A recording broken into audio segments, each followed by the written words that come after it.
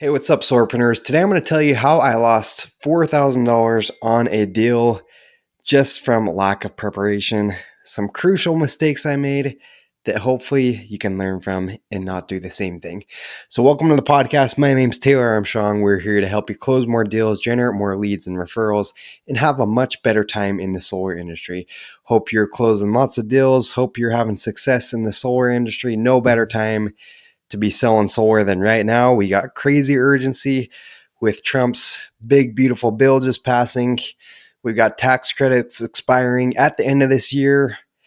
Luckily, we have the commercial credits that are still going to be able to apply towards leases and PPAs till 2027. So I feel super blessed to be selling right now. Like I mentioned, I think in last podcast is we're in the gold rush, but we know when the deadline is, right? Sometimes it can get a little stressful, not going to lie, when we have a deadline hanging over our heads, but we don't know when it is. But now the good thing is we know when it is. Hopefully it doesn't change. Hopefully a week from now, there's not something crazy coming out that's makes all this null and void. But hey, this is what we know so far. So let's get into the topic. Okay, I'm going to tell you guys what happened on an account that I closed today. And unfortunately, I lost a lot of money just due to some simple mistakes. And I was kicking myself after the deal. Was a little depressed because it went from being a great commission to just an okay commission, considering the size of the system. So I'm like, you know what? I don't want other people to suffer through this. I want other people to make great commissions and not have to work for less than what they're worth. Hey, so here's what happened. Got to the deal, it was a referral. Got great neighbors. Actually, one of my neighbors, he referred his tenants to me. And I went there and I did a call with the tenant, with the landlord before. And she's like, I want to buy the system. None of this leasing, none of that. I know I want to buy it.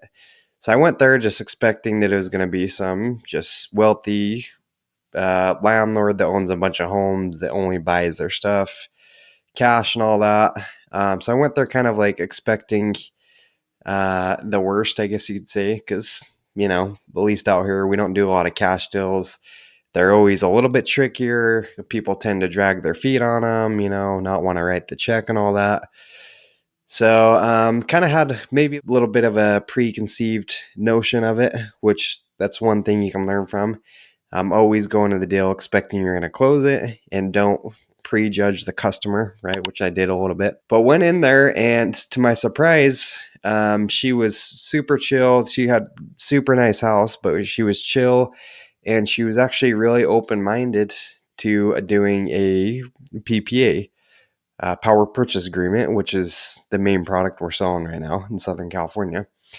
Because once I explained to her, hey, you don't have to come out of pocket all this money, and told her some stories, right? I'm like, hey, there's people that are investors. They would prefer to do this because they don't want to put tens of $1,000s on this when they could see a greater return on other things. So I was telling her these stories. She had thought that it would cause a headache if she ever sold her home. But I explained to her, no, we help homes sell all the time with PPAs. And after I went through those concerns, those objections, she was totally fine. She's like, okay, now let's do it. Okay, but where I went wrong and where I started making some big mistakes was when we got to the application part. I didn't know my products well enough. We use Aurora right now, our design software, and there's specific battery types we have to select based on who we're using to fund the project, the financer, right? And so in this case, we have the two options in Aurora. We have Infin, we have GoodLeap. I think there's a couple more. But we have different batteries that we can use. We have the Q Home batteries. That's product of QCell, which makes sense. They're only available through Infin. Okay, but where I went wrong is I thought these Q cell batteries that are a little bit less expensive for the size of battery I had to use, I thought we could use those through GoodLeap, which is who I was using to fund the PPA. So I go through it, get her approved, and I'm going to click send document. and it's just giving me error, error, error, error. And I'm like, oh my gosh, she's ready to sign. Things are ready to go, and it's just giving me error. So I do my thing, text a few people, and I find out that, yeah, we can't use that type of battery with GoodLeap. Then I go to use the other battery, ended up switching to a different installer to use a battery that was a little bit less expensive. And long story short is, after everything's said and done, I went from making the total commission on it was going to be, I think, 13, 14 grand. And this was a big system. Okay. And then it went about 4 grand less because, I gave her the price already. I told her what it's going to be. You can't go change that on them. And so it hurts because now I had to offer him the same price. We had to make some adjustments. And what I thought was going to be with this battery, with this product type, thought it was going to be this commission. But because I didn't know my product well enough, because I didn't know which battery was compatible with the financier, it shot me in the foot. Okay, and the silver lining, the good news with it is I think I can go back and change some things around. I ended up using LightReach, a different PPA provider. So it looks like I can go back and change it to GoodLeap and make more. But yeah, it was just an unfortunate series of events that I had to go from making 14 grand on a really big system, and now it's a lot less. Now it's like 9 grand. Hey, so I'm going to tell you some lessons from that, and I'm going to just go through a couple principles. Hopefully you won't make the same mistake as me. I'll play just a little clip from it. You'll hear me fumble around a little bit, hear some mistakes I made. And then I'm going to go through just some lessons that you can apply in yourselves. Some of them you probably already could have deduced a little bit from the story I just told you. But I'm going to go through some points that I learned from that hopefully you can go and apply to yourselves. Yeah, so I'll play just a little clip from this so you can hear what went on. Hear me fumbling around a little bit. Okay, so I figured out what was going wrong. I guess the battery they're using for that, GoodLeap, they only accept like a specific type of battery.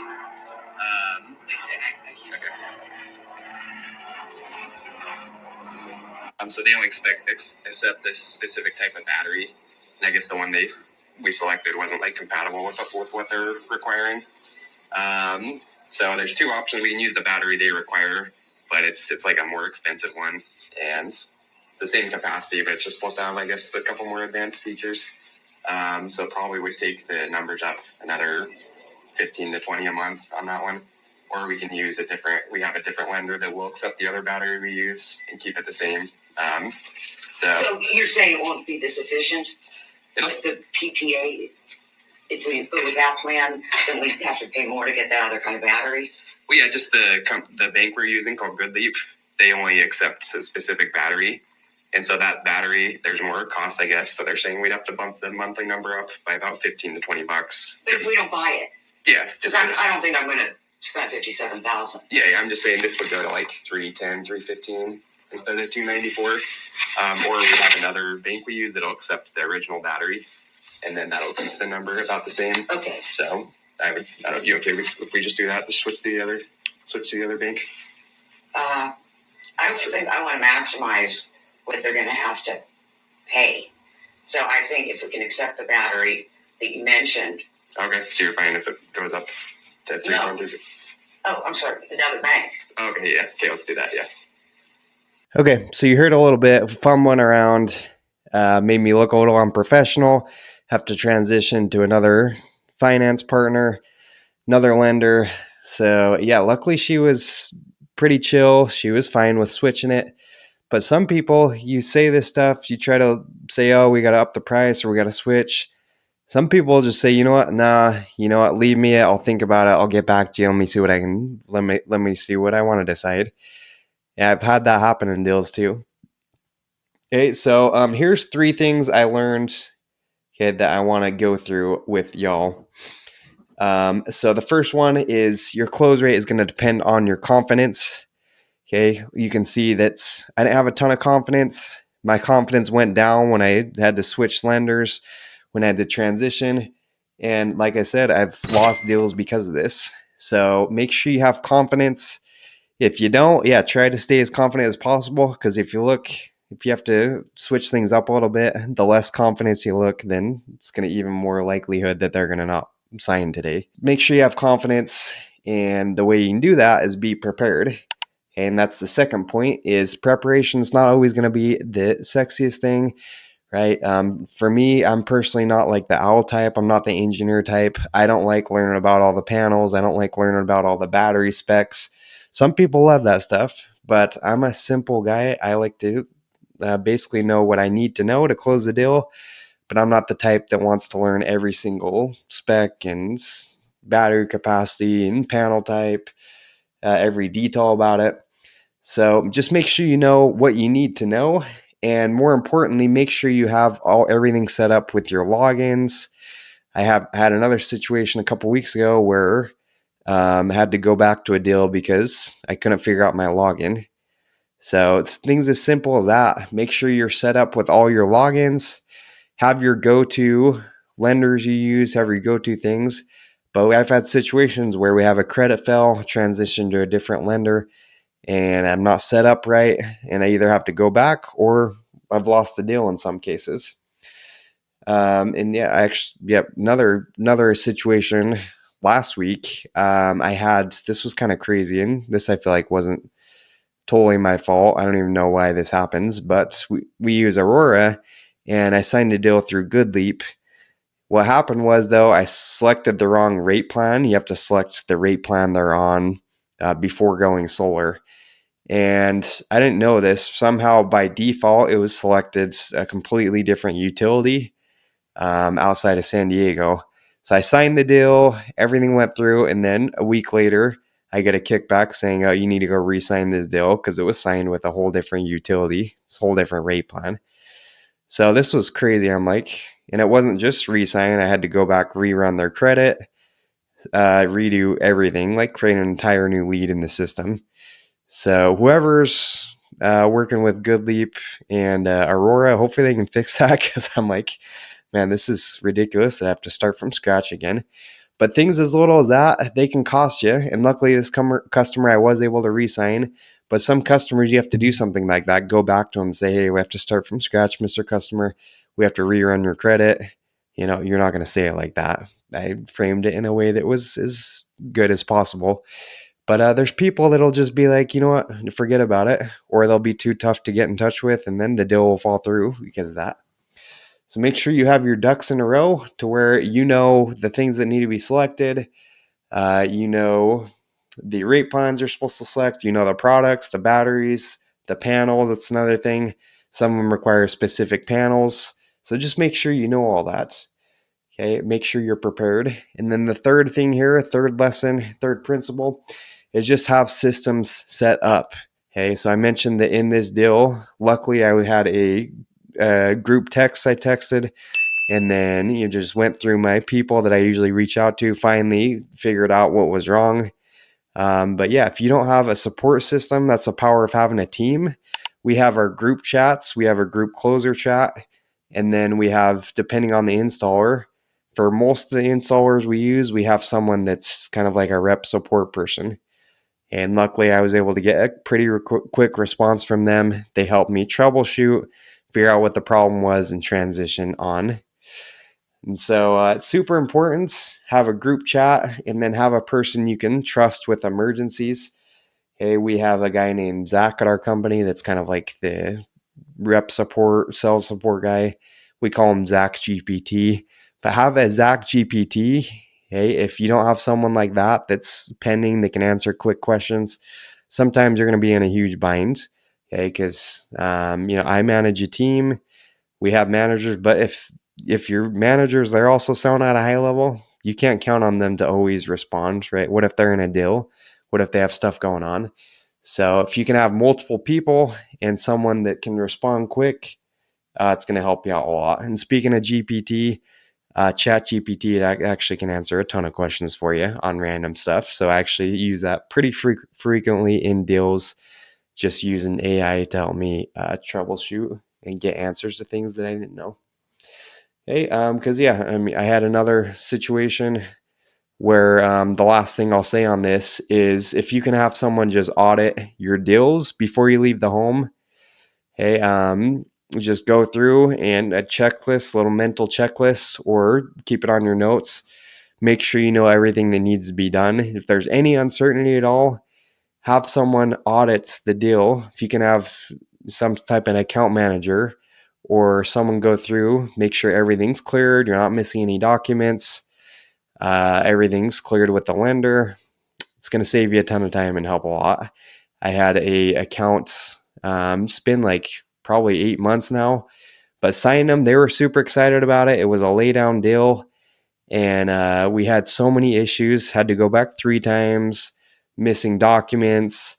And finally, after the third time, I thought we got them signed, but then come to find out, weeks later, we thought we were ready to install. We look and the funding had expired, and literally lost this deal just because we weren't on top of it. Okay, partly my fault, but you gotta have better systems in place for that installer too. They didn't audit my accounts, and there was some stuff that was missing. The deal just expired, and it would have been easy deal, easy commission, easy install. Customers excited, and now he totally just like lost all confidence in the process. So I hope that helps someone out there. Some negative stuff that happened, but hey, there's a happy ending. This customer's still super excited, and even though I lost some commission on it, we figured out a potential solution that I can make back at least a good chunk of what I lost because of my mistakes, my mental errors. So not all bad news, some good news in there too. But hopefully you can learn from that to be prepared on your deals, know your stuff, and just audit your accounts as much as you can and make sure you get everything submitted right the first time. It's always much easier. So I hope this helps someone out there. Let me know your thoughts on the topic of the day today. And also let me know what you'd like us to talk about in the future and what guests you'd like to have on. Need more guests on. We do have a shortage of guests for the podcast. So would love to hear from you if you know someone that is killing it in solar so we can come and pick their brain, see what they're doing. So we'll see you in the next one. Happy selling. Go crush it this week and sell lots of accounts. See you next time.